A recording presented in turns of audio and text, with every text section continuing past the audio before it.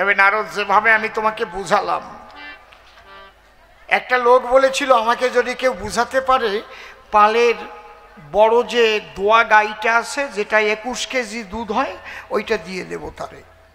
ওর স্ত্রী বলে, বলো কি, এই গাই দিলে আমরা খাবো কি?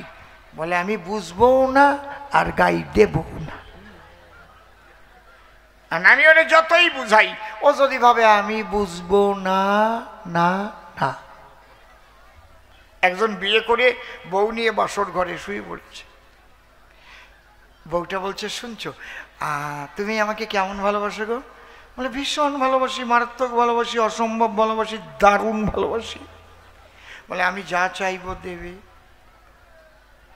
বলে, তোমার সব কথা আমি শুনবো, কিন্তু তুমি আমাকে কথা দাও, আমার একটা কথা শুনবে। বলে, তুমি আমার সব কথা শুনবে তো? বলে, হ্যাঁ শুনবো, বললাম তো।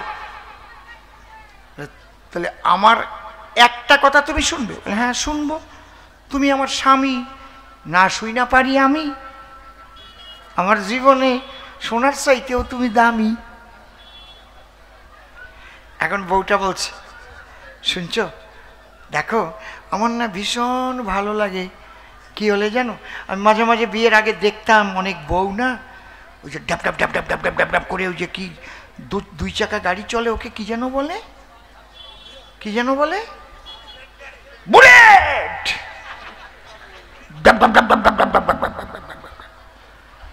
ওই বুলেট একটা কিনবে, আমাকে পিছনে রাখবে, আমি তোমাকে জড়িয়ে ধরবো, তুমি আমাকে নিয়ে চালিয়ে যাবে। এটা দেখে দেখে আমি ভাবতাম, জানো, আমার এরকম স্বামী কবে হবে, আমাকে বুলেট গাড়িতে তুলবে, কিনবে। সোনা তুমি কিনবে? বলে, চাও, তোমার কথার বাইরে আমি যাব না, শুধু আমার একটা কথা শুনো। বলে, জানো, আমি না পাশের বাড়িতে ওই বউদের সেই সীতাহার দেখতাম, সে কি চটালো চটালো সীতাহার, সীতা দুল আমাকে করে দেবে, হাতের বাজু এক একটা সোনার সে 5 ভরি করে দেবে তো? বলে, শুনছো, আমি তো বলেছি তুমি যা বলবে আমি শুনবো। বলে, কে আমি সব দেবে? এরকম স্বামী হয় না গো, কি ভালো স্বামী। বলে, আমি তোমার সব কথা মেনে নিলাম, আমার একটা কথা মানবে তো? কি? বলে, আমি তোমাকে কিছু দিতে পারিব না। তুমি একটা মেনে নাও। কায়দা করো। নারদ এসে যদি বলে, ওজা বলে গেছে আমার পছন্দ হয় না, কিন্তু আপনারা জবাব পেয়েছেন তো নাকি? যদি বাকি থাকে বলেন আমাকে যে জবাব হয়নি, পাননি, কারণ আমি ফাঁকি দিতে আসিনি। এইবার যে কথাটা আমার বয়স্ক একজন ভক্ত এসে বলে গেলেন, সত্যি কথা এটা। দেখেন এত সুন্দর করে সাজিয়েছে প্যান্ডেল, এ তো মনে হচ্ছে আমি বৃন্দাবনে চলে এসেছি না?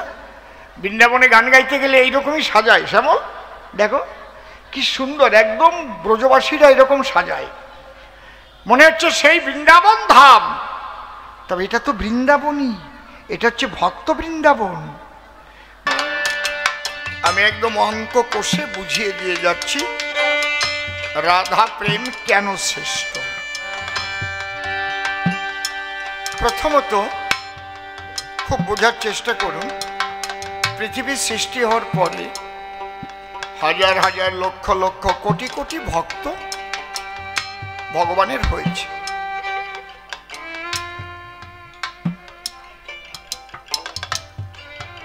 এই ভক্তদের প্রেমকে 5 ভাগে ভাগ করা হয়েছে। শান্ত, দাস্য, সখ্য, বাৎসল্য, মধুর। এই মধুর প্রেমকে বলা হয়েছে কান্তা প্রেম। মা একটু লক্ষ্য করে শোনো, শান্ত কি?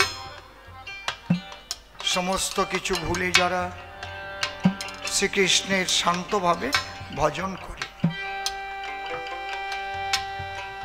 নীরবতায়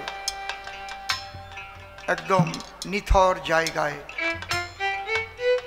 হরে কৃষ্ণ কৃষ্ণ কৃষ্ণ হরে হরে, হরে রাম রাম রাম হরে হরে।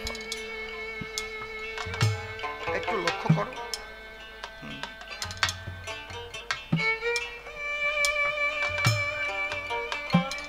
বিশুদ্ধ ভক্তির উদয় যখন হয় ভক্তির দ্বারায়, তখন ভগবানকে লাভ করে।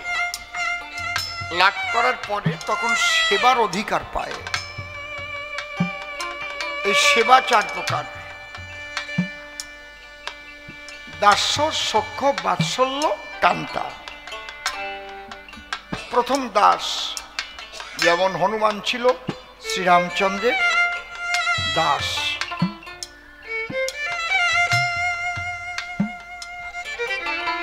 শান্তর একটা গুণ, আকাশাদি গুণ যেমন পরাপরাভূতে, 1 2 গণনে বাড়ে পঞ্চ পৃথিবীতে। আকাশাৎ জায়তে বায়ু, বায়ুর উৎপদ্যতে রবৌ, রবৌ উৎপদ্যতে ত্বাম, ত্বাম উৎপদ্যতে মহি। যদিও মুসলমান ভাইরা আকাশটাকে ধরে না, আর 4টে ধরে। যেমন আমাদের আকাশ, বাতাস, আগুন, জল, মাটি। ওনারা বলেন বাতাস, আগুন, জল, মাটি, তাই তো নাকি? কিন্তু মহাশূন্যেই তো সমস্ত শক্তির আধার। ছোট, এই মহাশূন্য না থাকলে আপনি কথাই বলতে পারবেন না। এই শব্দ ব্রহ্ম নির্গত হচ্ছে মহাশূন্য আছে বলে। আপনার মুখের মধ্যে এখন গামছা ভরে দেব আর আপনি কথা বলতে পারবেন, একদম টাইট করে দেব। আকাশের একটা গুণ আছে, কি গুণ? শব্দ গুণ। বাতাসের 2টো গুণ, কি কি? শব্দ এবং স্পর্শ। বাতাস বইলে ঠান্ডা গরম স্পর্শ দেয়, আবার শো শো শব্দ হয়। আগুনের 3টে গুণ, শব্দ, স্পর্শ, রূপ। দেখা যায়, শব্দ হয়, স্পর্শ দেয়, পুড়ে যায়। জলের 4টে গুণ আছে, শব্দ, স্পর্শ, রূপ এবং রস। মাটির 5টা গুণ, শব্দ, স্পর্শ, রূপ, রস, গন্ধ। মাটির একটা নিজস্ব গন্ধ আছে, বাতাসের কোনো গন্ধ নাই, জলের কোনো গন্ধ নাই। গন্ধ কখন হয়? অন্য কোনো মরা টরার গন্ধ যখন বাতাসে মেশে। বিশুদ্ধ বাতাসে কোনো গন্ধ নেই, ডিস্টিল ওয়াটারেও কোনো গন্ধ নেই। তাহলে এই মাটি পঞ্চগুণাত্মক। যেমন মাটি, এই যে হিন্দুরা মাটির মূর্তির পূজা করে কেন? এই মাটির মধ্যে সমস্ত শক্তি নিহিত। বিড়ালের মা, কুকুরের মা, হিন্দুর মা, মুসলমানের মা, চোরের মা, ডাকাতের মা, সব মাই কিন্তু এই মাটিতে মিশে যায়। মাটির মধ্যে একই মাটিতে পাশাপাশি তেঁতুল গাছ লাগাবেন, তেঁতুলের বীজ, আর এক পাশে আপেল লাগাবেন, তেঁতুল টক হবে, একই রস, আপেল মিষ্টি হবে। তাহলে মাটির মধ্যে সব আছে। মুনি ঋষিরা শুধু শুধু এগুলো করতে বলেনি। আর কিন্তু আপনারা যেটা করেন এটা করবেন না। যে ঠাকুরের পূজা করেন ওই ঠাকুর রাস্তার পাশে ফেলে রাখেন, কুত্তায় পেশাব করে।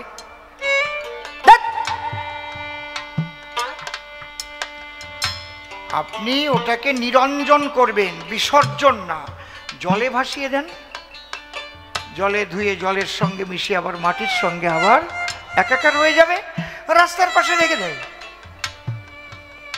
সি সি সি সি সি।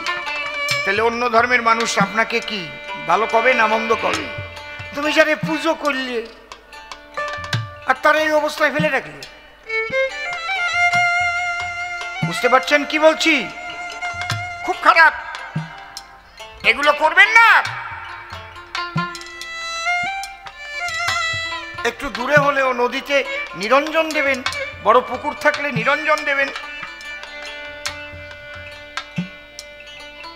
ঠিক প্রেম ওই রকম, শান্ততে একটা গুণ, দাস্যতে দুটো গুণ। শান্ত হয়েও রাম রাম ভাবে, আবার রামকে কাছে পেলে সেবা করে। সখ্যতে তিনটে গুণ। হনুমান কখনো কিন্তু রামের সঙ্গে তুই তুকারি আলাপ করতে পারে না। এ রাম আয় না, তুই আর আমি একসঙ্গে খাই, এরকম আলাপ কোনো জায়গায় নাই, আছে কি? কিন্তু ওই আলাপ কারা পারে? সখ্য রসের ভিতরে যারা। শ্রীরাম সুদাম রাম বসুদাম, এ কানহাইয়া চল চল গোটে চল, তুই না গেলে আমাদের ধেনু যাবে না।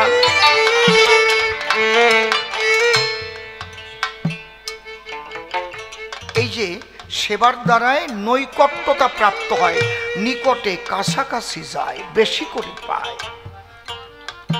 কৃষ্ণ প্রাপ্তির পথ বহুবিধ আশয়, কোন পথে পরিপূর্ণ কৃষ্ণ প্রাপ্তি হয়? ছোট ছোট ঠেসে ধরে আস্তে আস্তে। তাহলে সখারা পেল, আরো কাছে পেল। কাঁধে চড়াই কাঁধে চড়ি করি ক্রীড়া রং, বৃন্দাবনের সখ্য প্রেমের এই তো ভিয়ান। যখন বাৎসল্য রসে চলে গেল, আরো কাছে পেল গো। শাসন করার ক্ষমতা জন্মায়।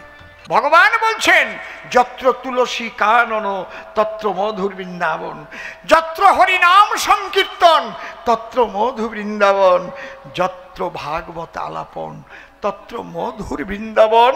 তাই একবার ব্রজবাসী প্রেমানন্দে হরি হরি বলো, হরি বল। এই বৃন্দাবন রচনা করতে গিয়ে দাঁড়ে দাঁড়ে ভিক্ষা করতে হয়েছে।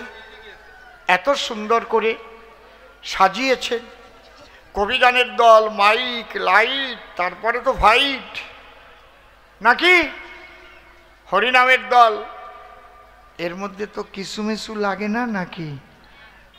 হ্যাঁ, কায়দা আছে বাবা। তাহলে আপনারা যদি একটু সহযোগিতা করেন, কে কত দিয়ে করবেন আমি জানি না, 10 টাকা, 20 টাকা, 50 টাকা, 100 টাকা, 500 টাকা, 200 টাকা, যা পারবেন, 1 টাকা, যা পারবেন, যার যেমন দেবার মতো যোগ্যতা আছে। কিন্তু যার পকেটে অনেক টাকা আছে, এখন যদি ওই 1 টাকার কয়েন খুঁজে খুঁজে বের করেন, তাহলে তার দিতে হবে না। কি বাবা, ঠিক কিনা?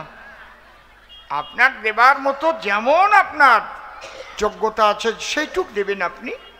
কত টাকা কতভাবে হয়ে যাবে ব্যয়।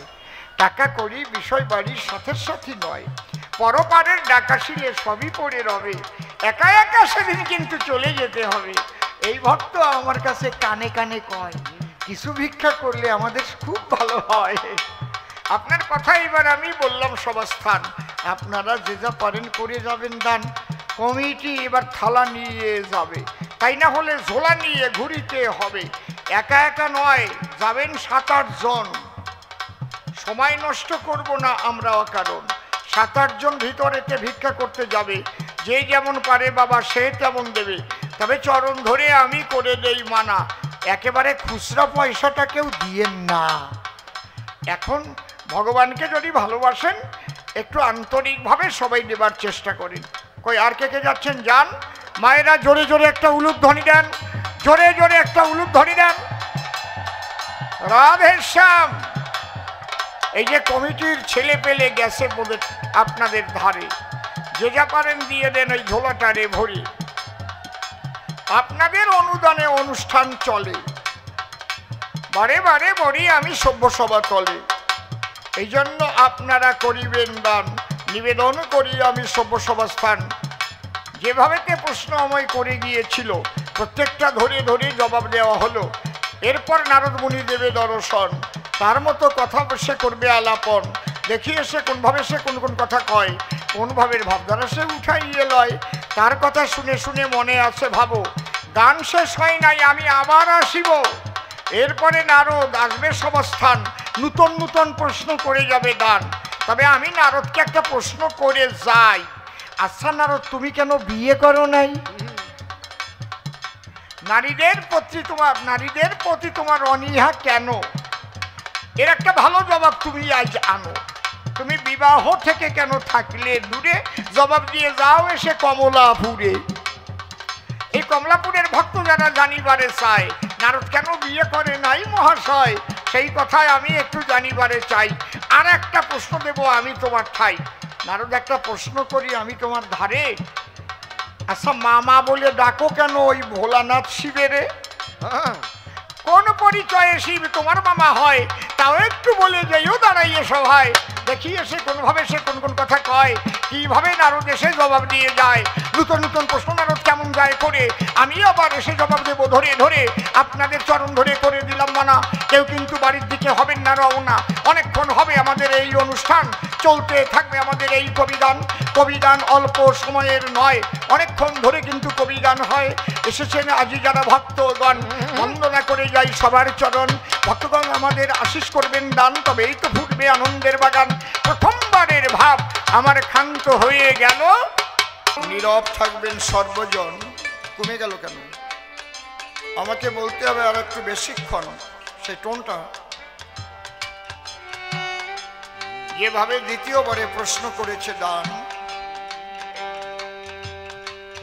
প্রত্যেকটা ধরে ধরে জবাব দেব এ আসরে। কিছুক্ষণ করুন অবধান। আমি বলেছিলাম তার ঠাই নারদ আমার ভক্তি নাই, ভক্তির গুণেই ভক্ত হয় প্রধান। তার বিরুদ্ধে নারদ গেছে বাক্যযুদ্ধে, বলে হে কৃষ্ণ নীলপদ্মে, তোমার ভক্তি না থাকলে আমাকে ভক্তি বর দিলে কেন? নারদ, তোমার ভক্তি হোক। আমি বুঝতে পারিনি যে তুমি, তোমার বুদ্ধির দীনতা এতটা। একটা ভিখারিও বর দিতে পারে, আশীর্বাদ দিতে পারে। কোনো ভিখারিকে একটু বেশি করে অর্থ দিলে, বাবা তোমার গাড়ি হোক, তোমার বাড়ি হোক, তোমার অর্থ হোক, তাই বলে কি ভিখারি টাকা দিয়ে তার গাড়ি বাড়ি কিনে দেয়? এটা আশীর্বাদ সূচক, তোমার হোক। আমার টাকা না থাকলেও আমি আশীর্বাদ করতে পারি। কোন সাধুগুরু বৈষ্ণবের কাছে যায় অপুত্রক, ছোট ছোট পুত্রের জন্য প্রণাম করে পায়। সাধু বাবা বলে তোমার একটি সুসন্তান হোক। তাই বলে কি ওই সাধু বাবা ওই বাড়িতে গিয়ে, এরপরের বললাম না, নিজে জন্মাই দেয়? এটা হচ্ছে আশীর্বাদ। একজন হিজড়াও আশীর্বাদ করতে পারে, তোমার সুসন্তান হোক, আরো হোক, আমি আরো আসবো, আমি নাচাবো। এইটা যে না বোঝে, এ যদি আমি জানতাম এইটার সাথে করেই আনতাম না। আমি মাটি খাইছি।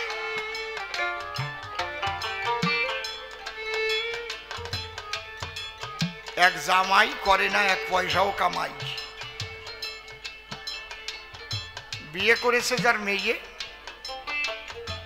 চৈত্র মাসে সেই বাড়ি গিয়ে ঘাটি গাড়িছে, আসার নাম নাই। চৈত্র বৈশাখ জ্যৈষ্ঠী আষাঢ় শ্রাবণ ভাদ্র 6 মাস হয়ে গেছে। কেউ শ্বশুর বাড়ি 6 মাস থাকে? শাশুড়ি বলে ডেকে, আ বাবা বাড়ি কবে যাবা? বোঝো না তোমার শ্বশুর মশাই একা একা ব্যবসা বাণিজ্য করে খায়, তুমি তো এসেছো মাস 6। ও কয়, ও মা তুমি কবে বাড়ি যাবা? শাশুড়ি রে কয়, কেন? তুমি তো সেই বিয়ের পরে আইছো, আর তো বাড়ি গেলে না, এটা তো তোমার শ্বশুর বাড়ি।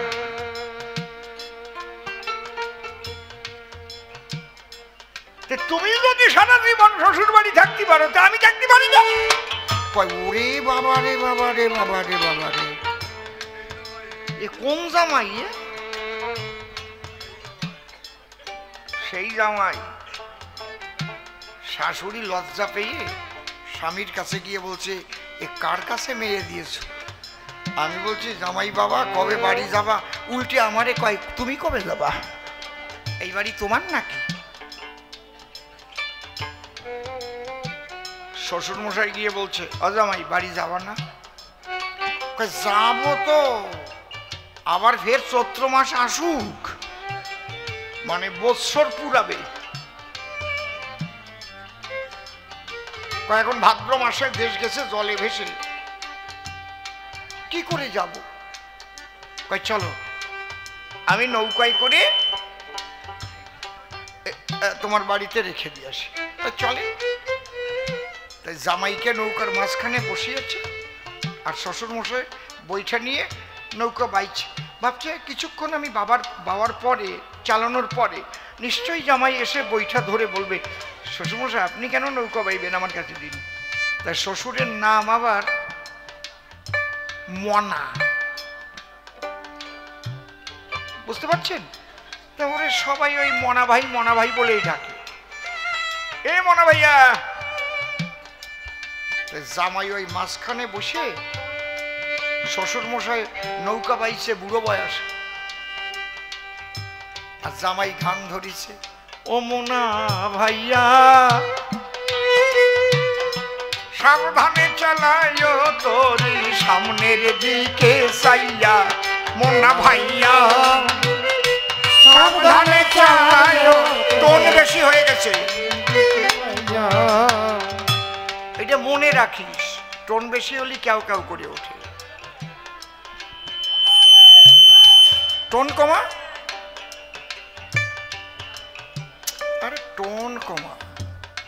ও মোনা ভাইয়া সাবধানে চালায় তোরি সামনের দিকে বাইয়া, মোনা ভাইয়া সাবধানে চালায় তোরি সামনের দিকে বাইয়া। তুই কি সব কয়টা বাড়াই দিছিস নাকি? মাস্টারে হাত দিছিলি নাকি? আসলে এখন শ্বশুরের নাম কি? কমিয়ে গেছে। শ্বশুরের নাম কি? কি নাম? মোনা ভাইয়া। শ্বশুরের দিকে চাইয়া যদি জামাই গান গায়, ও মোনা ভাইয়া, শ্বশুর ভাবে কোন শালা রেদিসি মাইয়া। হ্যালা আমিও শ্বশুর বাবা, আর আমারে কয় মোনা ভাইয়া। শ্বশুর নিচের দিক তাকাইয়ে নৌকা বাইয়ে যাচ্ছে। কিছুক্ষণের ভিতরে জামাইয়ের মাথার মধ্যে বিজ্ঞান খেলিছে, দাঁড়ে দাঁড়ে ডাক দিয়ে কয় শ্বশুরের কাছে, বাবা কি একটা প্রশ্নের জবাব দেবা? কি? এই যে নদীর দুই পাড়ে মাটি দেখা যায়, মাঝখানের মাটি গেল কোন জায়গায়? শ্বশুর কয়, অর্ধেক আমি খাইছি আর অর্ধেক তোর বাবা খাইছে। কয় তুমি খাবা, খাও, আমার বাবা খাবে কেন? কয় তোর বাবা খাইছে তোর মতো গাধারে জন্মাইয়া, আর আমি মাটি খাইছি তোরে মাইয়া দিয়া, আর আমি মাটি খাইছি এইটারে সাথে নিয়ে আইসা।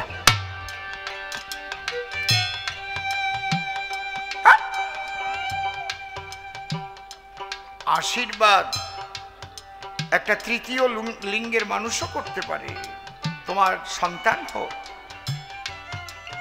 আশীর্বাদ করলেই যে সে তাই তার সম্পত্তি আছে, এটা কিন্তু ভাবার কিছু নয়। ভগবান তো সর্বশক্তিমান, এটা কে না জানে? বলে তুমি উচ্চ স্থানে আছো, তুমি যখন ভক্ত হবা তোমার তো সে দাম থাকবে না। আমি তো দাম রাখবো না। কেন যাব জানো? তৃণাদপি শুনিছেন তরুরিব সহিষ্ণু না অমানীন মানদান কীর্তনীয় সদাহরি। আমি এই শিক্ষা দিতে যাব, মানুষ যেন নমনীয় হয়, কমনীয় হয়, অহংকার শূন্য হয়ে প্রেমানন্দে কৃষ্ণ নামে মেতে যায়। এই মানুষ জাগতিক সম্পদ পেয়ে ভুলে যায় আভিজাত্য। অহংকার, কাম, ক্রোধ, লোভ, মোহ, মদ, মাৎসর্য। এই জন্যে প্রকৃত ভক্ত হতে গেলে তার কেমন ভাব দরকার, এটা আমি শিখাবার জন্যই হব গৌর গুণাধার।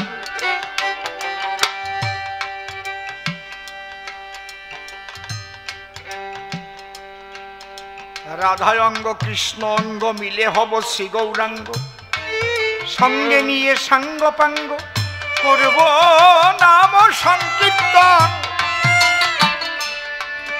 আরে তোরা একটু আমার একটু বাসা বাবা,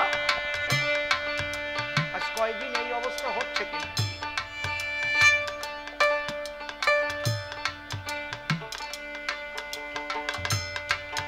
নারদ, কৃষ্ণ শক্তিমান কিন্তু ভক্তিমান নয়। ভক্তিমান হচ্ছে ভক্ত।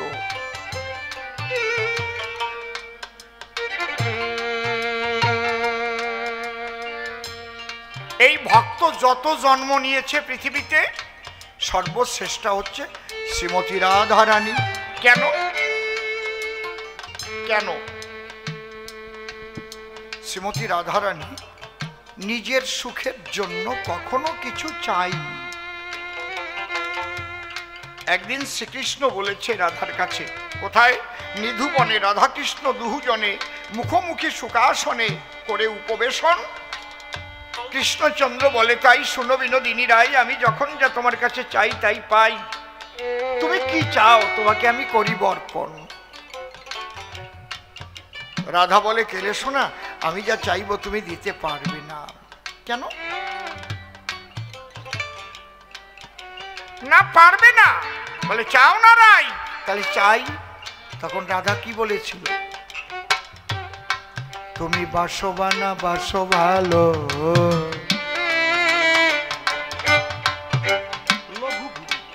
তাতে দুঃখ নাই, তোমাকে বাসিব ভালো, এই ভিক্ষা চাই। যতবার ভগবান অবতারে এসেছেন, তার লীলাভূমি, কোন লীলাভূমির নামের আগে মধুর শব্দ বসানো নাই। মধুর অযোধ্যা কেউ বলে, মধুর দ্বারকা কেউ বলে, মধুর মথুরা কেউ বলে, কিন্তু বৃন্দাবন, মধুর বৃন্দাবন, মধুর বৃন্দাবন। কেন? এই মাধুর্য প্রেম থেকে মধুর, শান্ত দাস্য সখ্য বাৎসল্য মধুর। এই পঞ্চভাব একাধারে রাধার আধারে বিরাজ করে।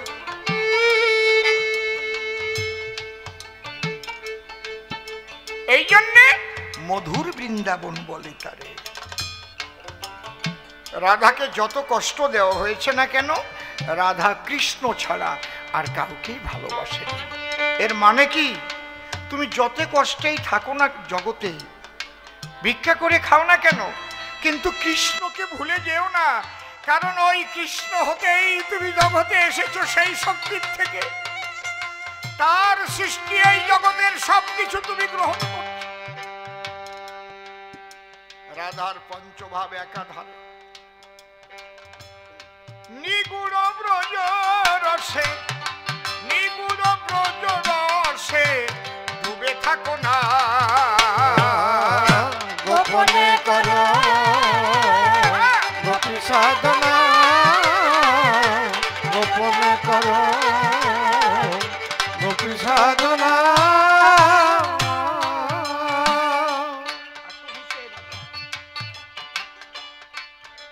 মধুর ব্রজ ধামে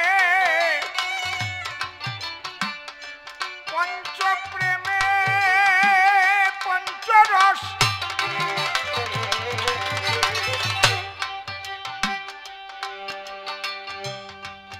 মধুর ব্রজ ধামে, ব্রজ ধামে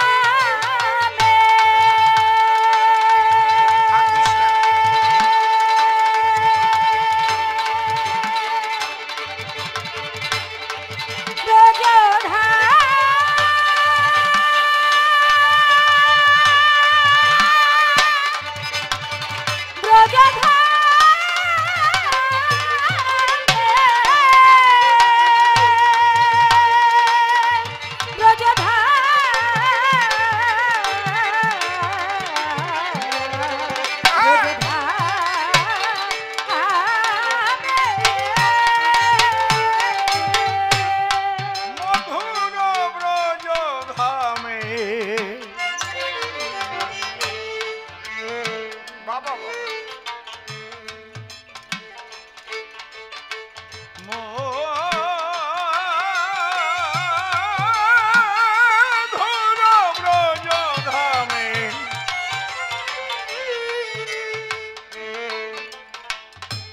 পঞ্চ প্রেমে পঞ্চরস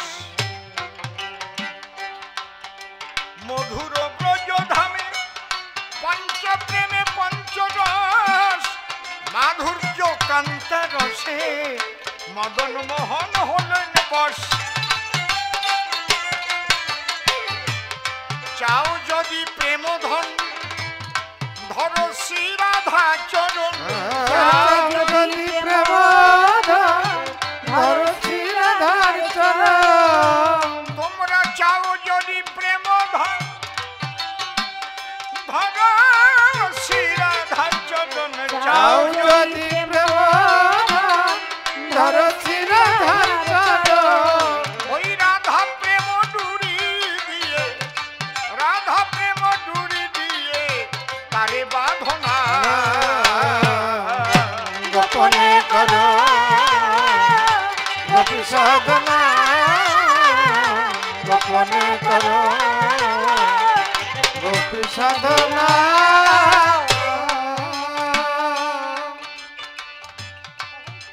অহুই তুকি রাধা প্রেমে রাধা কৃষ্ণ রসরাজ প্রেম ঋণ শোধিবারে করিলেন কাঙাল সাজ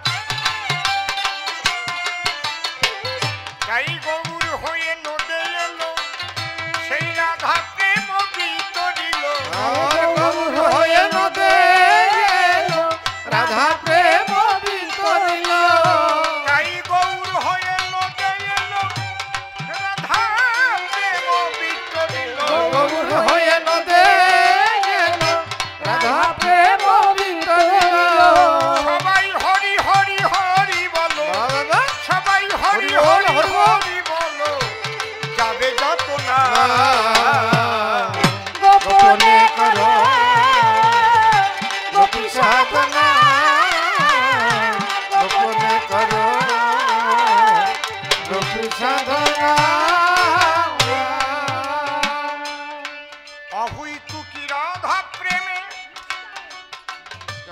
নিষ্কামে ব্রজ ভাব এতে কামুকে হয় মরণ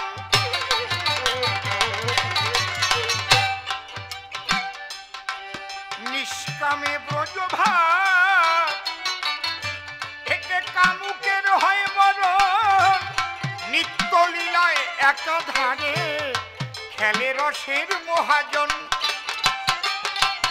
আহা অধম অসীম বলে গোপী ভাব আমার জীবনে হলো না আর লাভ। সিংহলে গোপী জীবনে হলো না অধম অসীম বলে গোপী ভাব জীবনে হলো না আর লাভ। সিংহলে গোপী জীবনে হলো না ওই ভাব জানে আমার সেই ভাব জানে আমার তারক সাধনা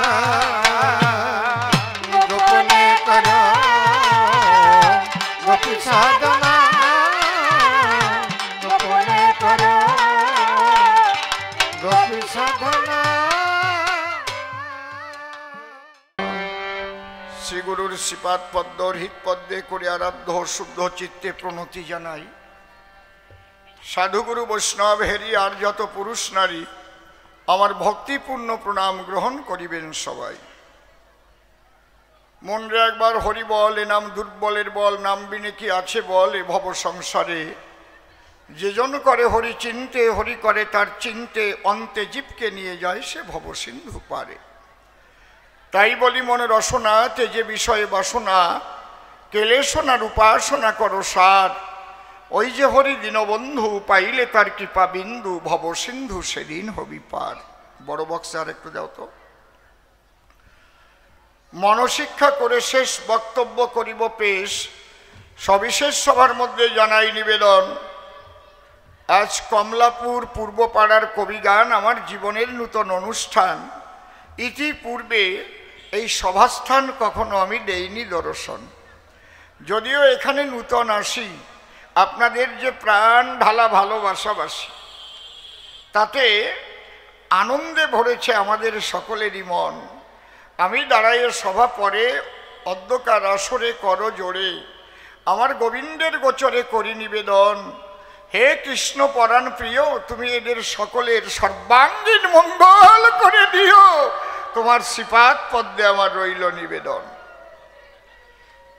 আমি নিবেদন করে গোবিন্দের পায়ে যাব এবার তার ভূমিকায়। যেভাবে হয় পালার আয়োজন, আমার বিপক্ষ কবি যিনি নাম ধরিয়া নারদ মুনি, আমাকে ইদানি করেছে কৃষ্ণ মদন মোহন।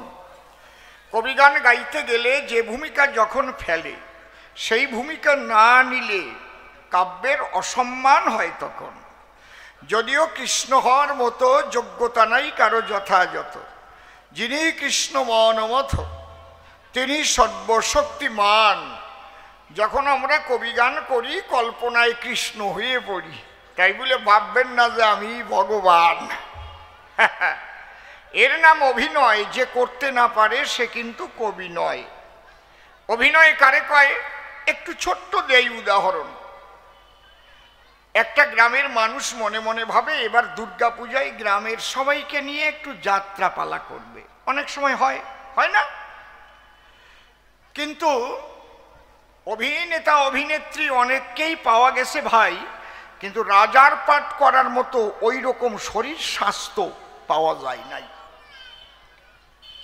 একদম রাস্তার পাশে বাস করে, ওর দিনে দিনে শরীর উঠেছে বেড়ে। কারণ ও যে মানুষের বাড়ি কাজ করে, থাকে কিন্তু কুড়িয়ে ঘরে। ওরে কত বেতন দেবা বা পারিশ্রমিক দেবা সে কথা ওর নয়। ও যে জায়গায় ভালো খাবার পায় সেই জায়গায় কাজ করিয়ে দেয়। এই জন্যে পরের বাড়ি খেয়ে খেয়ে বেশ মাংস হয়েছে গায়ে। আমার কথা নয়, ভুল। ওর আছে আবার মাথায় ঝাঁকড়া চুল, একেবারে রাজার মতো ঘুরিয়ে বেড়ায়।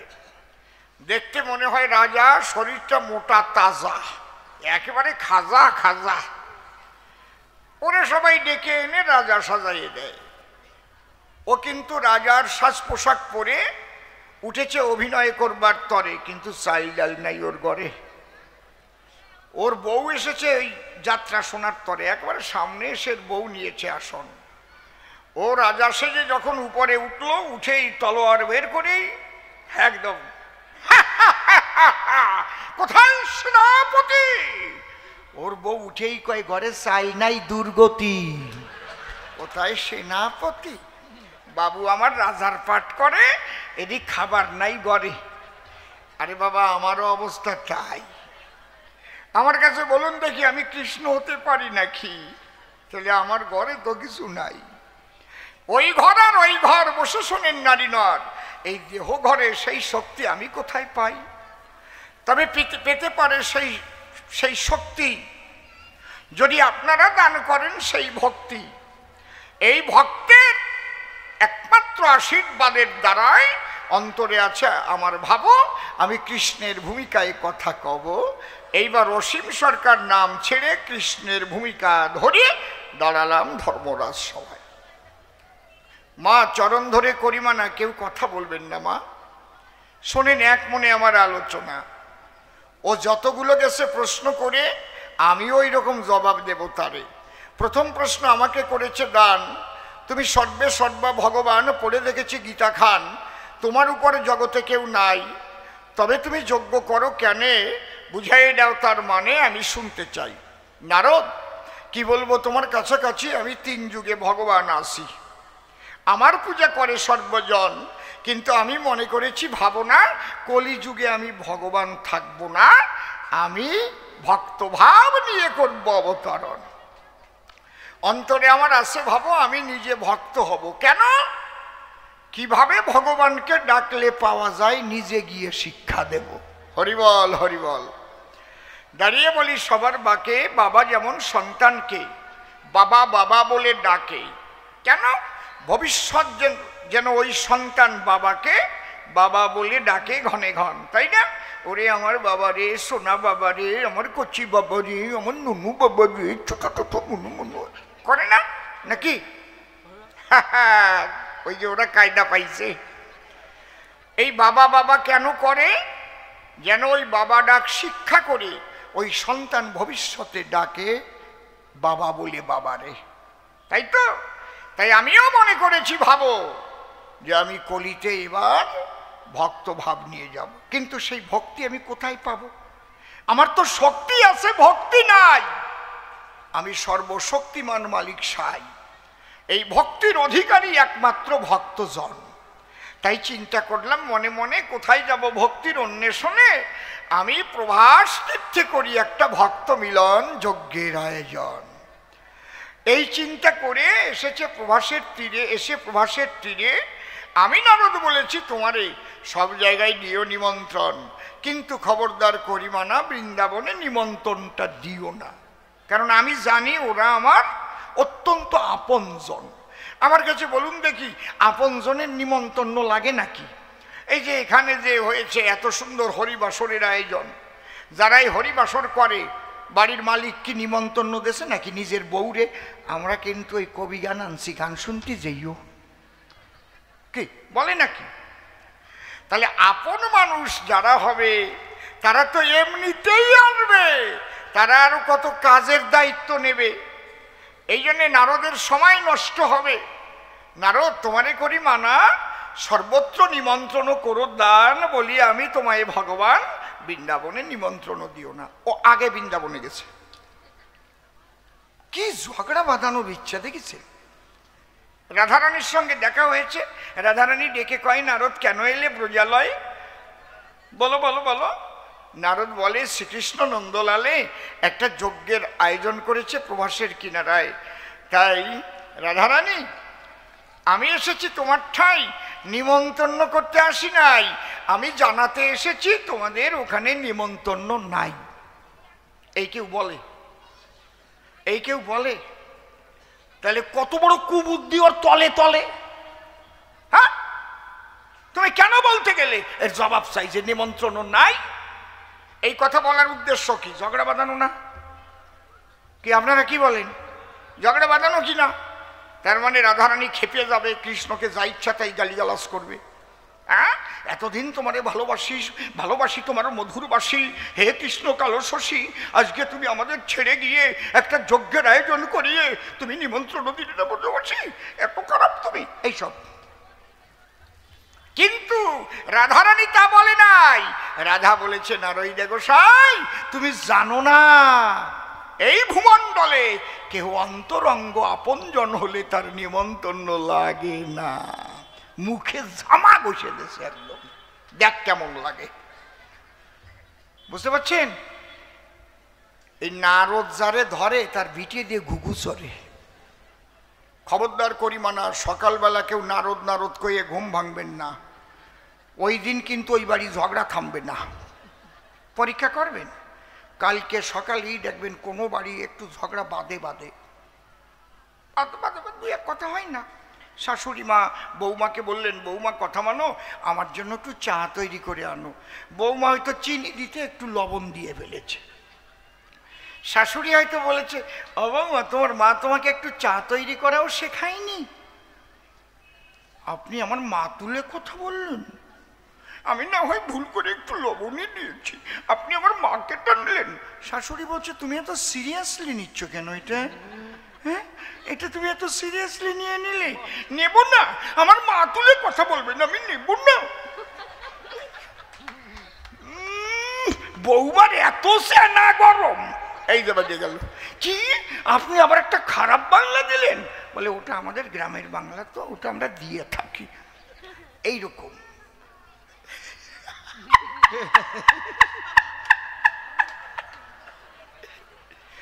ঠিক ওই রকম একটু মানে লাগে আর কি।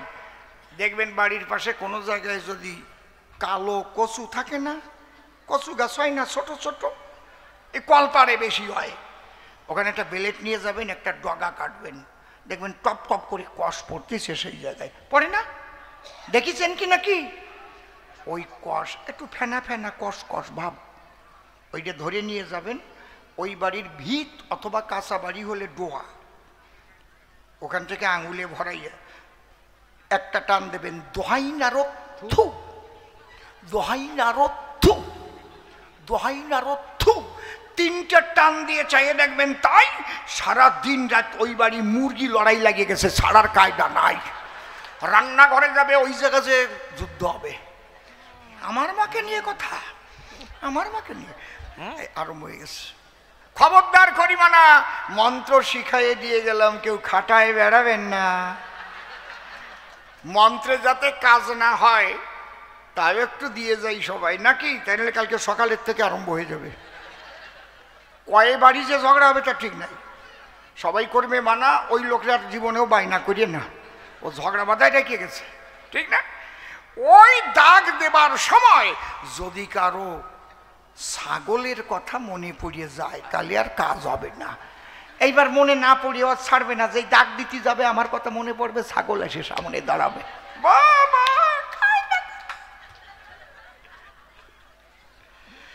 তাহলে আমি যজ্ঞ করি কেন? দেই আমি তার সমাধান। আমি নিজে ভক্ত হতে চাই। ভক্ত যদি হতে হয়, ভক্তি না থাকলে কি ভক্ত কয়? এই জন্যই ভক্ত মিলন যজ্ঞের আয়োজন করেছি শ্রীনন্দের কানাই, তাই তো? তবে আমি কার ভক্তি নেব এইবার নারদ ভালো করে তোমাকে বোঝাবো। ভক্তি আছে দুই প্রকার, কাণ্ড বড় চমৎকার, এইটা কিন্তু বোঝার বিশেষ প্রয়োজন। হইতুকি আর অহৈতুকি আপনাদের কাছে বলে রাখি, এই দুটো কেমন। হইতুকি ভক্ত কারে বলে? যারা ভগবান ছাড়া জাগতিক সম্পদ চায় তার চরণ তলে। যেমন 19 বছর বিবাহ করে সন্তান হয় নাই ঘরে, স্বামী স্ত্রী গিয়ে হরিবাসরে কান্না করে, হে গোবিন্দ তোমার করুণার জোরে যদি আমরা একটা সুসন্তান পাই, অন্তরে আছে ভাবো আগামী বৎসর হরিনাম যজ্ঞে 10,000 টাকা দেবই, মানত করে যাই, আছে না? কি কারো মেয়ের হয় না মোটে বিয়ে, সে আবার কালী মন্দিরে গিয়ে মানত করে কয়, মা তোমার করুণার জোরে আমার মেয়েটা যদি দিতে পারি বিয়ে একটা ভালো ঘরে, তোমার কপালে একটা সোনার টিপ তৈরি করে দিতে আমার আছে অভিপ্রায়, বলে না? ঠিক তো?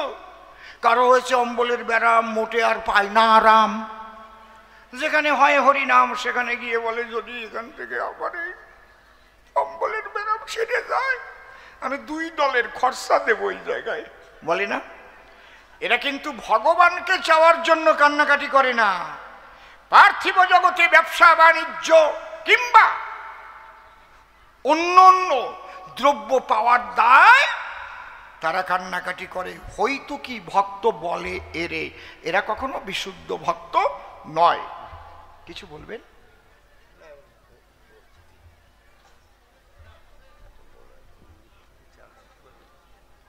কিছু কালেকশন করে?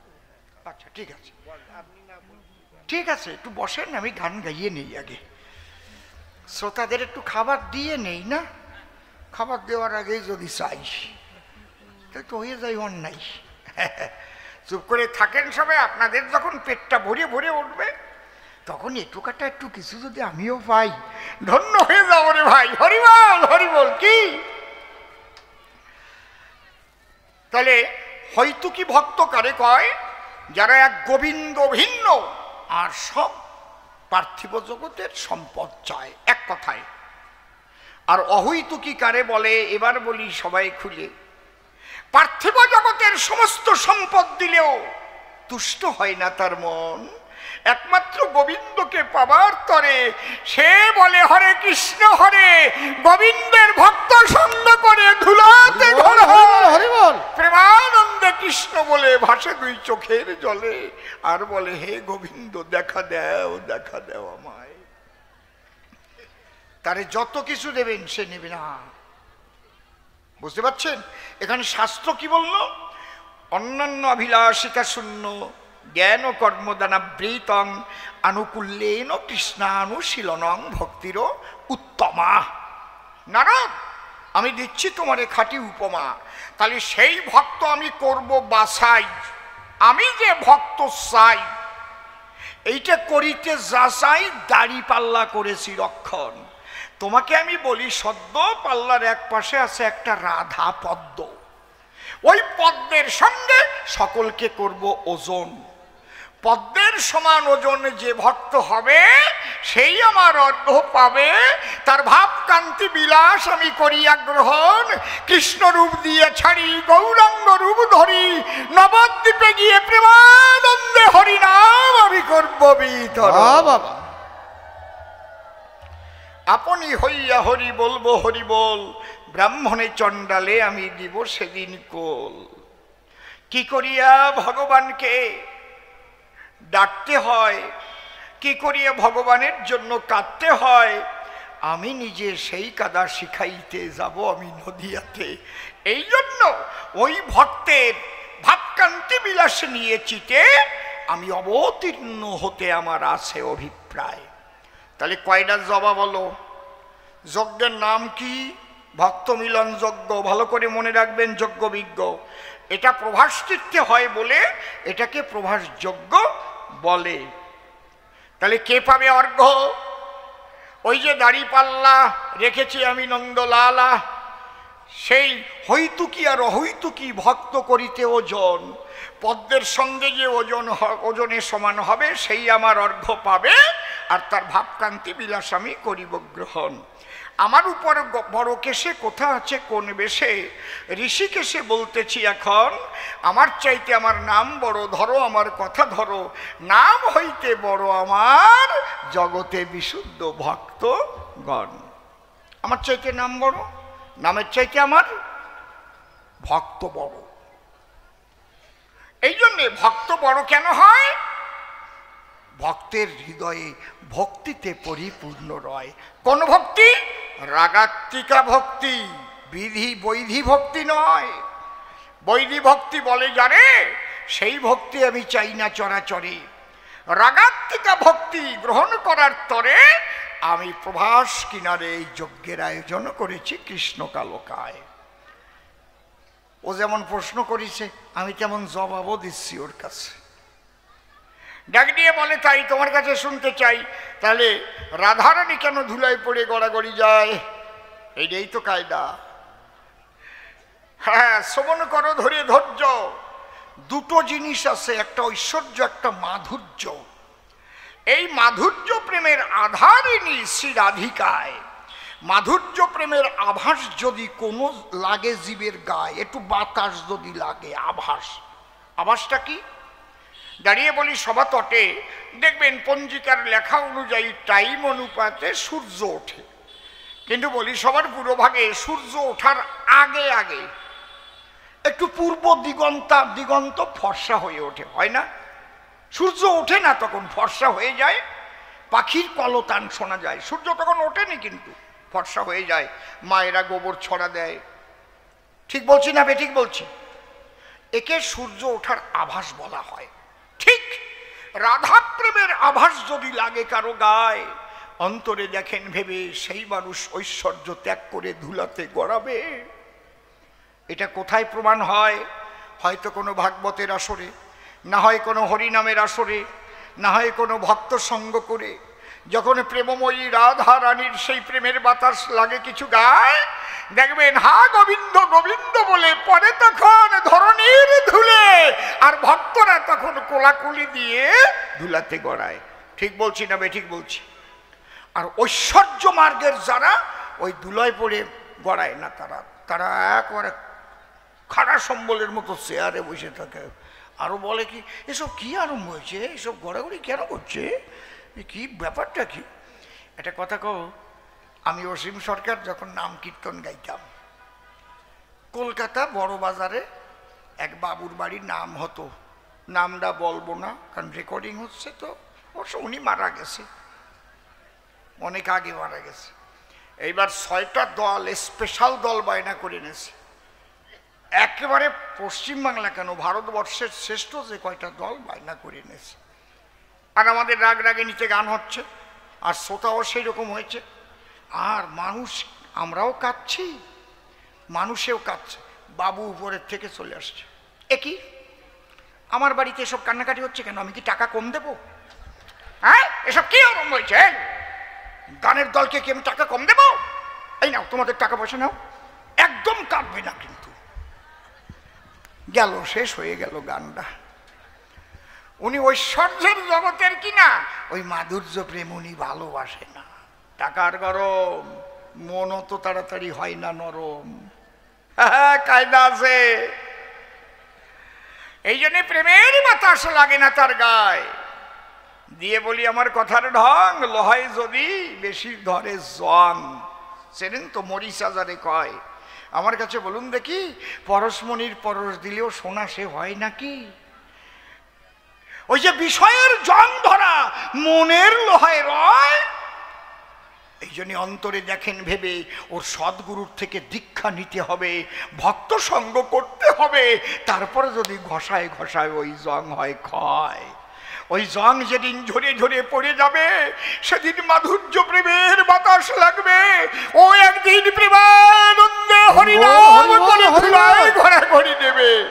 এটা বড় ভাগ্যের বিষয়, এত সহজ নয়। কোনো ভাগ্যে কোনো যদি জীবের শ্রদ্ধা যদি হয় তবে তো সেই জীবের সাধুসঙ্গ করায়। সাধুসঙ্গ হইতে হয় শ্রবণ কীর্তন, শ্রবণাদ্যে হয় জীবের অনর্থ নিবর্তন, অনর্থ নিবৃত্তি হইলে ভক্তি নিষ্ঠা হয়, নিষ্ঠা হইতে ভক্ত চিত্তে রুচি উপজয়, রুচি হইতে চিত্তে বলে আসক্তি প্রচুর, আসক্তি হইতে জন্মে কৃষ্ণ প্রীত্যাঙ্কুর। সেই ভাব গাঢ় হলে ধরে প্রেম নাম, সেই প্রেম প্রয়োজন সর্বানন্দ ধাম। শোনো শোনো নারদমণি, মাধুর্য প্রেমের শিরোমণি ওই যে ব্রজের রাধারানী, তে কারণে কৃষ্ণ বলে ধুলাতে গড়ায়। আর ঐশ্বর্যের নায়িকা যারা একদম চেয়ারে পা উঁচু করে বসে আছে তারা। এই জন্যে রুক্মিণী সত্যভামার ওই অবস্থা দেখা যায়। কি জবাব পাচ্ছেন তো নাকি? ঠিক আছে তো, জোরে বলেন, পাচ্ছেন তো?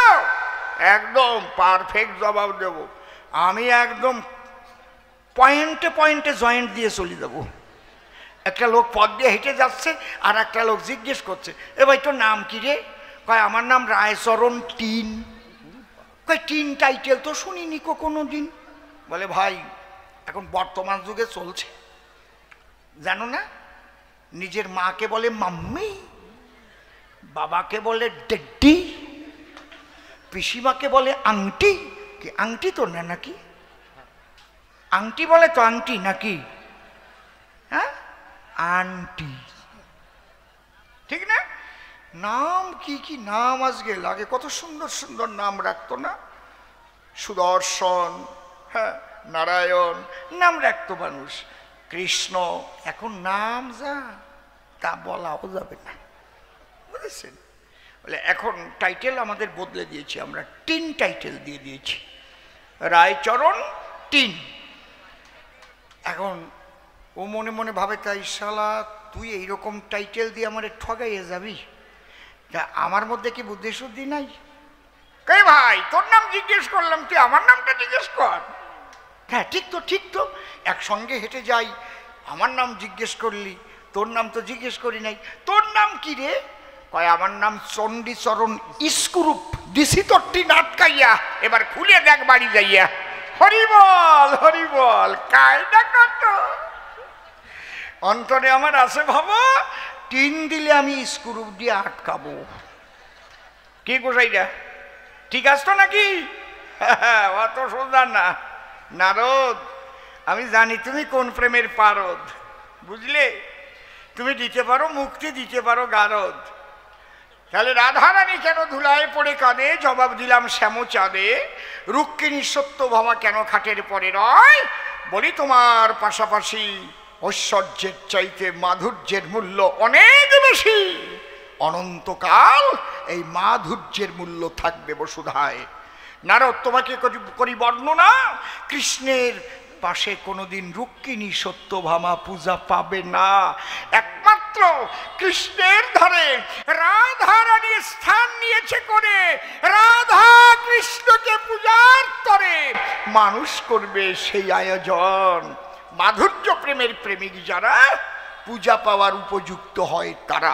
এবার একটা করি গানের আয়োজন, এবার বলবো গানে গানে সুরছন্দ তালে, মানে ওই যে দ্বারে আমার মাকে মারে কি কা রদ বা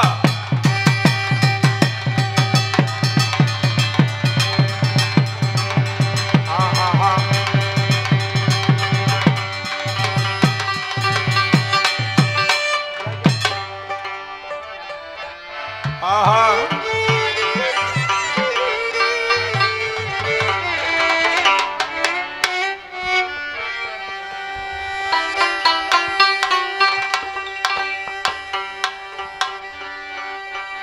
এই হারমোনিয়ামটা একটু মনিটরে দাও তো, মনিটরে।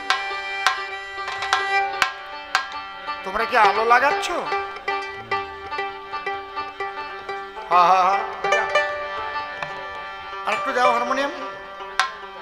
হারমোনিয়ামে হাত পড়েনি।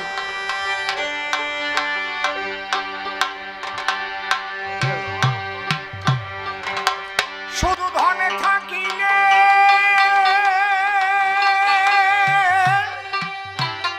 আর একটু রিভাইভ লাগবে, রিভাইভ দিলে দিলে। শুধু ধন থাকিলে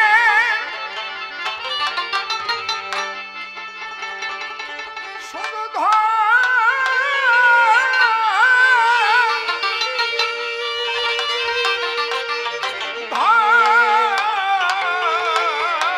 থাকিলে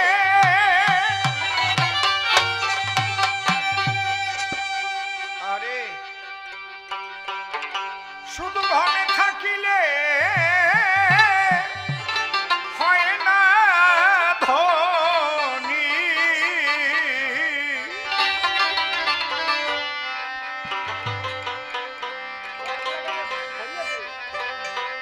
কৃষ্ণ ধন যার, কৃষ্ণ ধন যার নাই হৃদয়,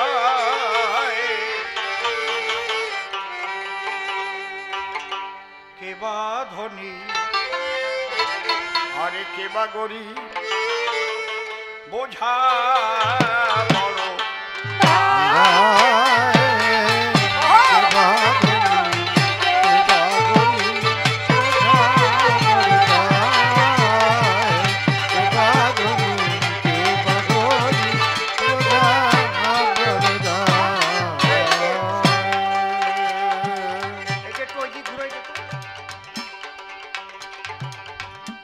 শুধু ধনে থাকিলে হয় না ধনী, ধনে থাকিলে হয় না ধনী, শুধু ধনে থাকিলে হয় না ধনী, কৃষ্ণ ধন যার নাই হিয়ায়। কে বা ধনী কে বা গরিব বোঝা বলতায়, কে বা ধনী কে বা গরিব বোঝা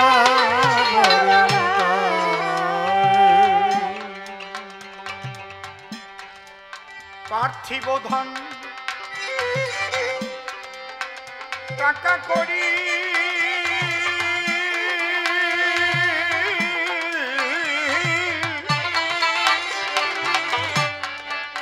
ও ভাই রে, অর্থ সম্পদ বিষয় বাড়ি, যেতে হবে একদিন সকল ছাড়ি লইয়া বিদায়। হায় হায় লইয়া বিদায়, সেদিন সাথের সাথী এই হরি নাম, সাথের সাথী হরি নাম, পাগল মনুয়ারে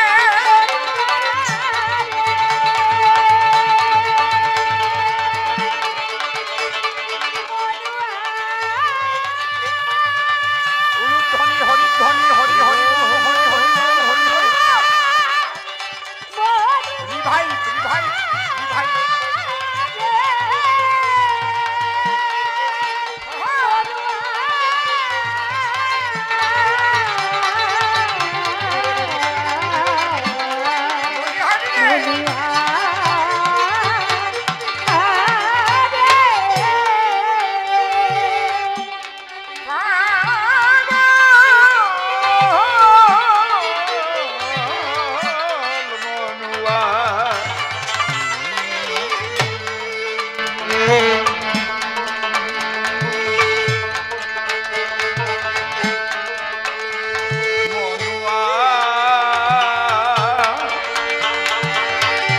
পাগল মনুয়া মনুয়ারে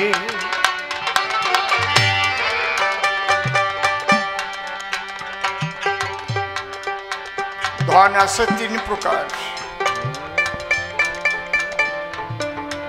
কাণ্ড বড় চমৎকার। কি কি? একটা হচ্ছে পার্থিব ধন,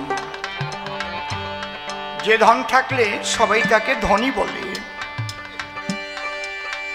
বিরাট কারখানার মালিক, বড় শিল্পপতি, অনেক জমি জমা আছে, জমিদার।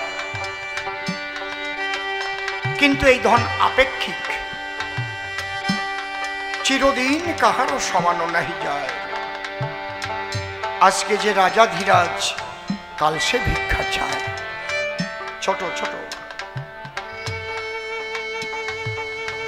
কত রাজবাড়ি রয়েছে আমরা দেখেছি ভগ্ন দশায়, কোথায় চলে গেছে।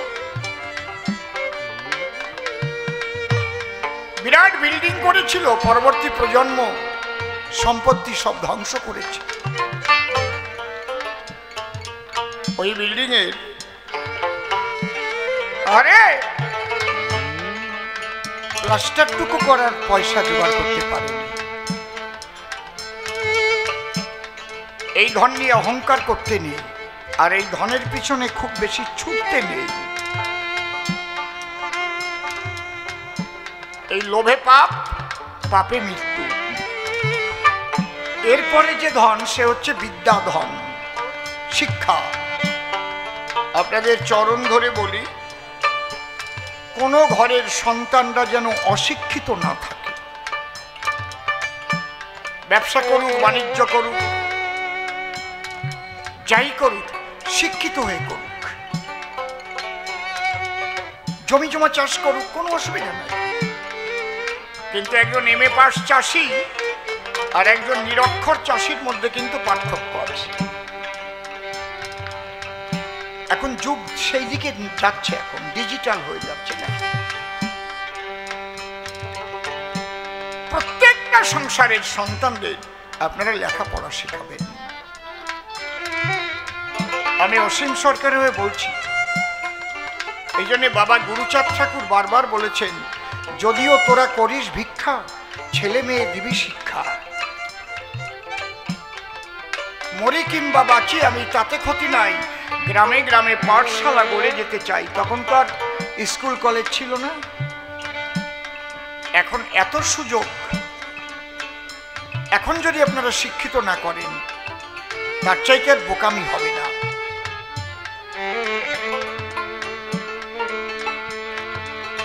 ভারতবর্ষের যিনি প্রধানমন্ত্রী বা বাংলার যিনি মুখ্যমন্ত্রী,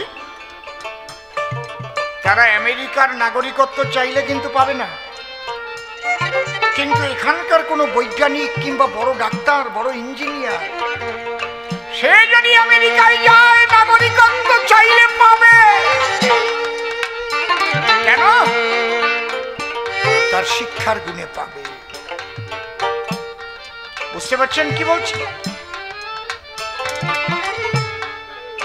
তাহলে একটা হচ্ছে টাকা পয়সা, আর একটা হচ্ছে শিক্ষা, বিদ্যা। আর সমস্ত ধনের ঊর্ধ্বে হচ্ছে কৃষ্ণ প্রেম ধন, সাধনার ধন। হরি ভজন করে যে ধন লাভ করে, সেই ধন।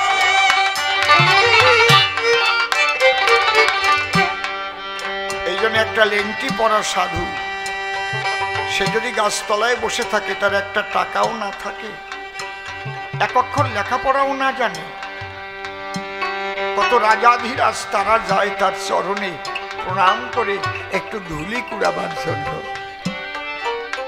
আরে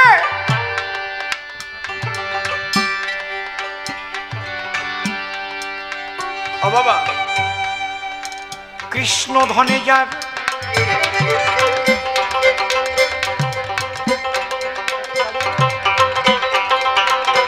কৃষ্ণ ধনে যার ভরা হৃদয়, ভাই রে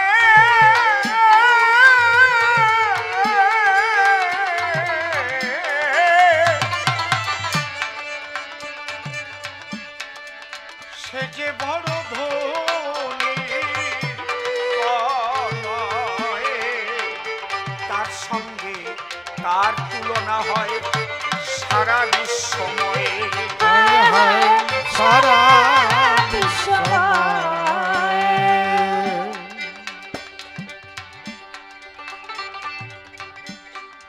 সে যে প্রেমের সাগরে সে যে প্রেম সাগরে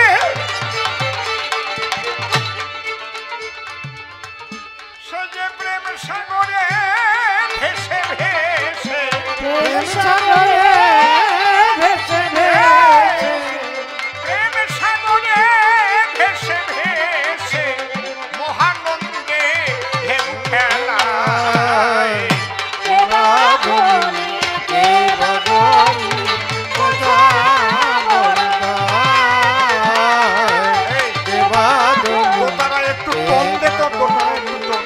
বোঝা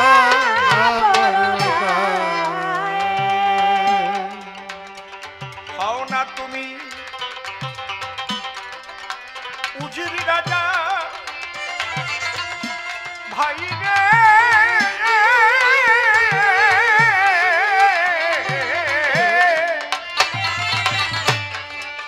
শ্মশান ঘাটে একই সাজা বুঝবে কখন কেমন মজা হবে ভস্মময় হায় হায় হায় হায় ভাষ্যময়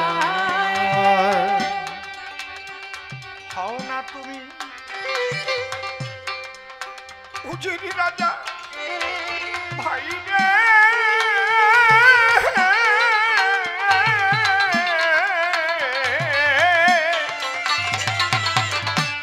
ওই শ্মশান ঘাটে একই সাজা বুঝবে তখন কেমন মজা হবে ভস্মময় হায় হায় হবে ভাষ্যময় এসব দেখে শুনে জ্ঞান হলো না সব দেখে শুনে জ্ঞান হলো না পাগল মনুয়ারে। বাবা, বাবা।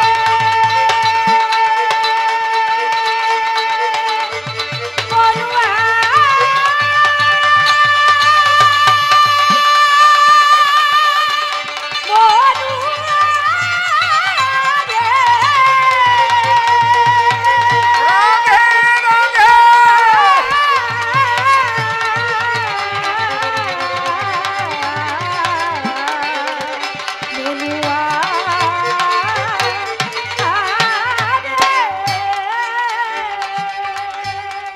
এসব দেখে শুনে জ্ঞান হলো না সব দেখে শুনে জ্ঞান হলো না অধমসীম রইল ঘোর মায়ায়। কে বাঁধনি কে বাগরি বোঝা বরদায় কে বাঁধনি কে বাগরি বোঝা বরদায় আমার বিপক্ষেতে নারদ মুনি আর আমি কৃষ্ণধন অসংখ্য প্রশ্ন নারদ করেছে অর্পণ প্রত্যেকটা ধরে ধরে গো আমি জবাব করব দান। শুধু আশীর্বাদ করবেন আপনারা যত ভক্ত প্রাণ এক এক করে জবাব নেন। যজ্ঞের নাম কি? ভক্ত মিলন যজ্ঞ।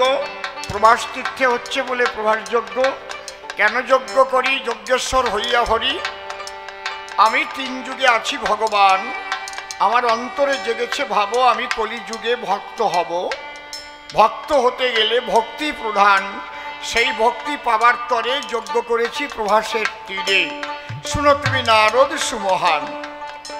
আর যেসব প্রশ্ন করে গিয়েছে কাব্যবাসরে আমি ধরে ধরে দিয়েছি সমাধান। একটা মাত্র আছে বাকি, আমি তারে দেব না ফাঁকি। আমার মাকে দাড়ি মারে কেন? এই আর একখানা প্রশ্ন করেছে সভ্য সভাস্থান। এটা সত্য যুগের কাহিনী বটে গো, শোনে নারী নরে।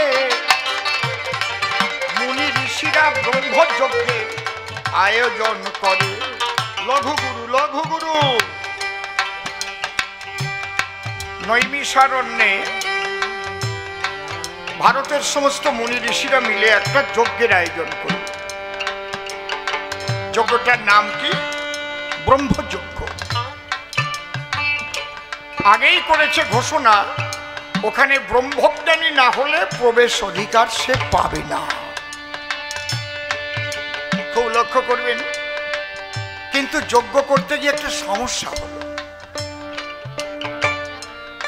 একটা নারীর প্রয়োজন হলো। পুরুষের মধ্যে ব্রহ্মজ্ঞানী অনেকেই আছে, কিন্তু নারীর মধ্যে কে আছে? তখন উতঙ্ক ঋষি বললেন সব ঋষিদের কাছে, আমার জানা মতে একজন আছে। লাগিয়ে দাও, শোনো দিয়ে মন। দেবাহুতি যাহার নাম, কপিল তার নন্দন। দেবাহুতি নামে আমার চেনা আছে, উনি ব্রহ্মজ্ঞানী মহিষী মহিলা, যার সন্তান কপিল মুনি। তাহলে চলো আমরা তার কাছে যাই। সবাই একই সঙ্গে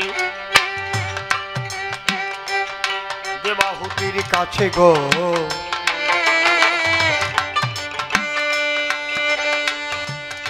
যখন দাঁড়ায় তাদের নিবেদনের কথা, তখন জানায়, মাগো আমরা একটা যজ্ঞ করেছি গো। বাবা ব্রহ্মযজ্ঞ নাম যে তার, সেই যজ্ঞ সাজিয়ে গুছিয়ে দিতে তোমাকে দরকার। তুমি ব্রহ্মজ্ঞানী, আমরা জানি, গাইতে এলাম কাছে। তাই শুনিয়া দেবাহুতির আনন্দ বেড়েছে। হাতে একটা শান মার্জনা মানে ঝাঁটা নিয়ে মুনিদের সঙ্গে গিয়ে সব পরিষ্কার করছে। কিন্তু আরেকটা ঘটনা ঘটে গেল। শিব ঠাকুর মনে মনে ভাবলো, তাহলে এই মাকে একটু পরীক্ষা করার দরকার আছে, দেখি কেমন ব্রহ্মজ্ঞানী। তাহলে পরীক্ষা করতে গেলে কি করতে হবে? শিব ঠাকুর একটা কুকুরের মূর্তি ধরিয়া যজ্ঞভূমিতে যায়। কুকুর হয়ে শুয়ে পড়ল বেদির এক কোনায়। এদিকে দেবাহুতি ঝাঁটা হাতে গো, যখন পরিষ্কার করে, পরিষ্কার করতে করতে গেছে ওই কুকুরের ধারে।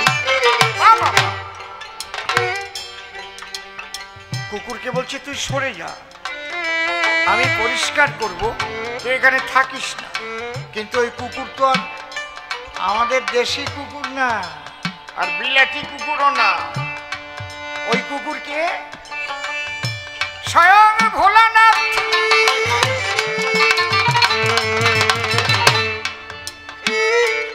কুকুরের বেশে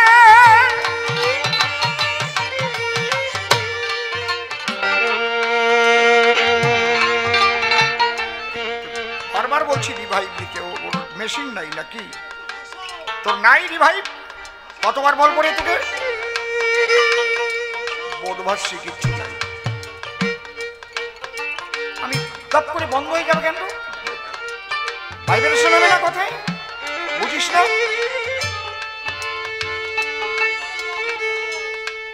একদম শুষ্ক করে রেখে দিয়েছিস মাইক।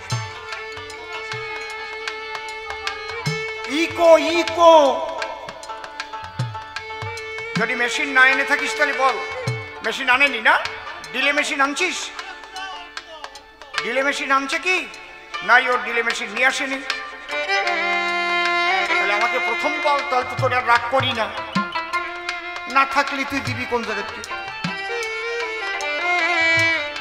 হ্যাঁ, আমি যে টান দিচ্ছি একেবারে শুষ্ক হয়ে বন্ধ হয়ে যাচ্ছে, কষ্ট হচ্ছে আমার গান গাইতে। দেবাহুতি মায় আমার কুকুরকে বলে বারবার ছড়িয়ে যাবে,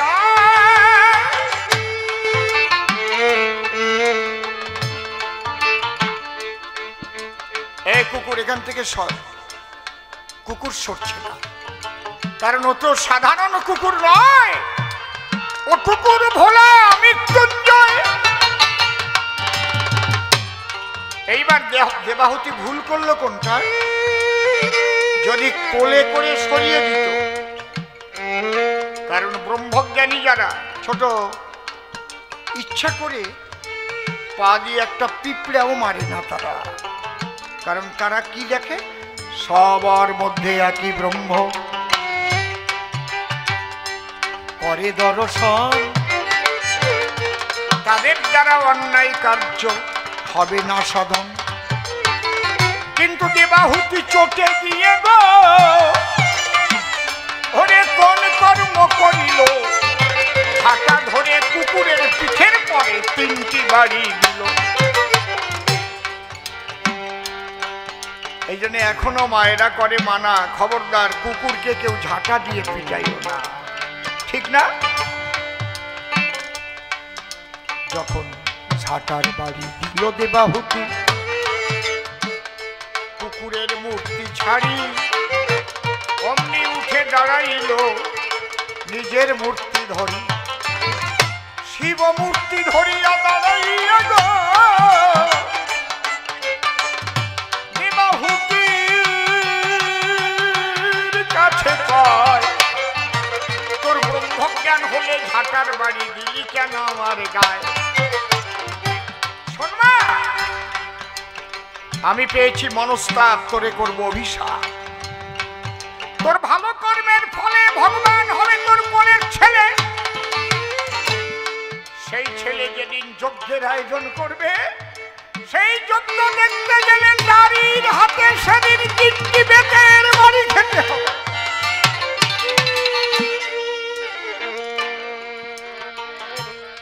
ওই যে অভিশাপ দিয়েছিল, সেই অভিশাপের 3টি বাড়ি আজ মেরেছে দ্বারের দাঁড়ি।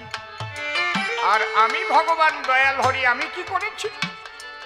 ছোট আমি দৌড়ে গিয়ে, হারমোনিয়ামটা একটু কমবে মনিটরে, আমি দৌড়ে গিয়ে মাকে জড়াইয়ে ধরে কোলে করে এনে মাথার পরে আসন দিয়ে মাকে দিয়েছি স্থান। আমি মাকে সম্মান করেছি, কিন্তু মা যে কর্ম করেছিল, শিবের অভিশাপ রয়, যে কারণে 3টি বাড়ি মায়ের খেতে হয়। এখানে আমার করার কিছু নাই গো, আছে আমার সংবিধান। আপনারা সেই কথাটা একটু ধৈর্য ধরে শুনে যান। মনে ব্যথা পেয়ে যদি চণ্ডালিনী সাপে এড়াতে পারে না তারে বিধাতার বাপে। এই জন্যে আমি স্বয়ং ভগবান অভিশাপ এড়াতে পারি না। তুলসী আমাকে অভিশাপ দিয়েছিল, আমি সর্বশক্তিমান হরি। ছোট তুলসীর অভিশাপে আমি নারায়ণী শিলা রূপ ধরি। আমি নিজে নারায়ণী শিলা হয়েছি। কেন? তুলসী আমাকে অভিশাপ করেছিল তুমি শিলা হয়ে থাকো গণ্ডকী পর্বত। আমি তো বলতে পারতাম না আমি সর্বশক্তিমান ভগবান। এই জন্যে বাবা মনে রাখবেন, অভিশাপ কেউ কুড়াবেন না। একটা ভিখারির অভিশাপে আপনার সোনার সংসার ধ্বংস হয়ে যেতে পারে। ভিখারিকে দিতে পারছেন না, মিষ্টি মুখে বলুন, বাবা আমি দিতে পারছি না, এখন ক্ষমা করো। অনেকে দেখবেন ভিখারিকে দূর দূর করে তাড়িয়ে দেয়, এসে হয়তো দরজায় বলে, মা এক মুঠো খেতে দেবে আমাকে, ক্ষমা। মিষ্টি ভাষায় বল।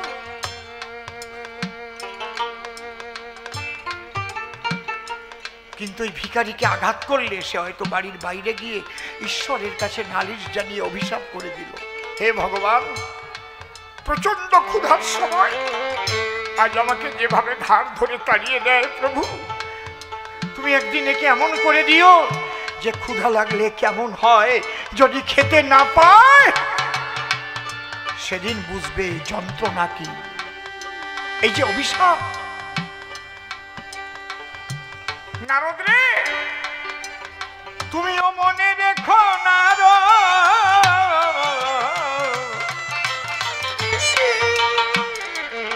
কোনদিন অভিশাপ করিও না।